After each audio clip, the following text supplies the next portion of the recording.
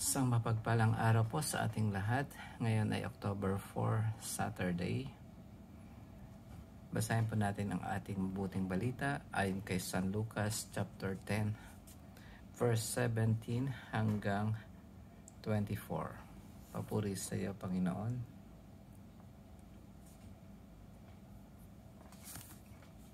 Bumalik na tuwang-tuwa ang 72.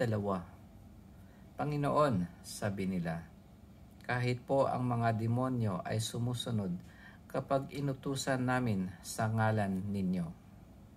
Sumagot si Jesus, nakita ko ang pagkahulog ni Satanas mula sa langit, parang kidlat.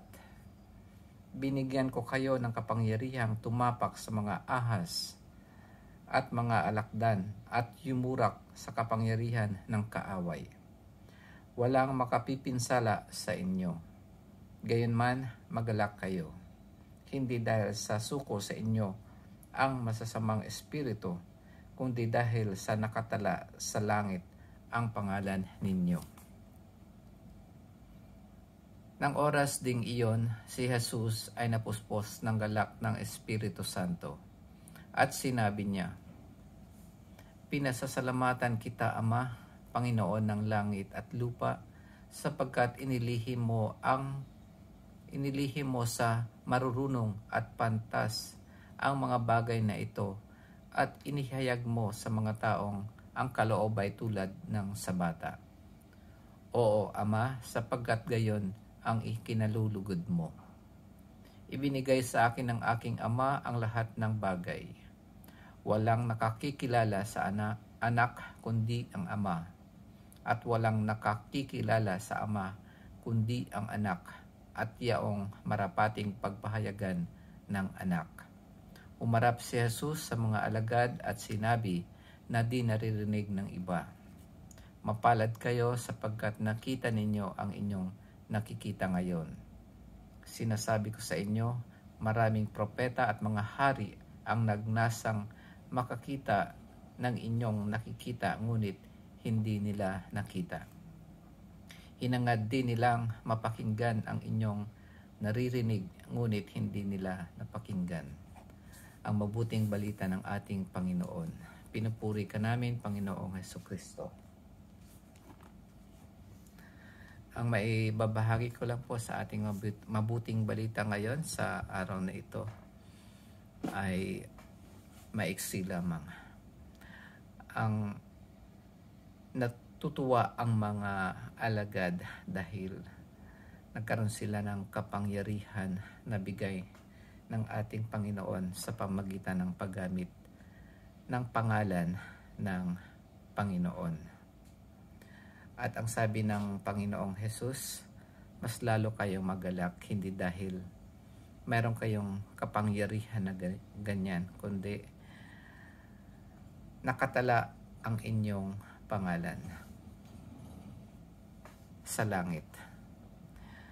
Ang maganda palang pagtuunan natin ng pansin ay yung panghinaharap or future natin na makakasama natin ang ating Panginoon sa huling araw. Yun ang pinaka-importante maliban doon sa kapangyarihan na bigay ng Panginoon sa pamamagitan ng kanyang pangalan, at ito ay nakakatulong naman sa ating kapwa. Pero mas matuwa tayo at mas importante na ang pangalan natin ay nakatala doon sa langit. Dahil ang pangalan natin ay napaka-importante.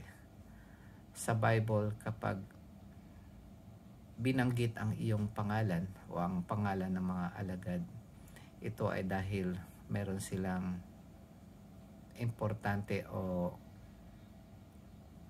meron silang halaga na ginagampanan sa kwento o sa mundong ito at sa hinaharap. Kaya napakaganda na ang mapakinggan ng mga alagad na sinabi ng Panginoon na ang kanilang pangalan ay nakatala sa langit. Ganon din naman ang sinasabi ng ating Panginoon na maraming mga propeta noon na gustong makita at mapakinggan ang kanilang nakikita at napakinggan nung kasama nila si Jesus. At yun nga ay ang ating Diyos na nakita nila sa pamamagitan ni Kristo. Sa katawan ni Kristo na nakita nila ang Mesiyas at ang ating Diyos na naging tao sa pamamagitan ni Kristo. At yun ang wala at hindi nakita ng mga propeta noon. Yun lamang po mga kapatid, pagsumikapan po natin na ang ating pangalan ay hindi mabura sa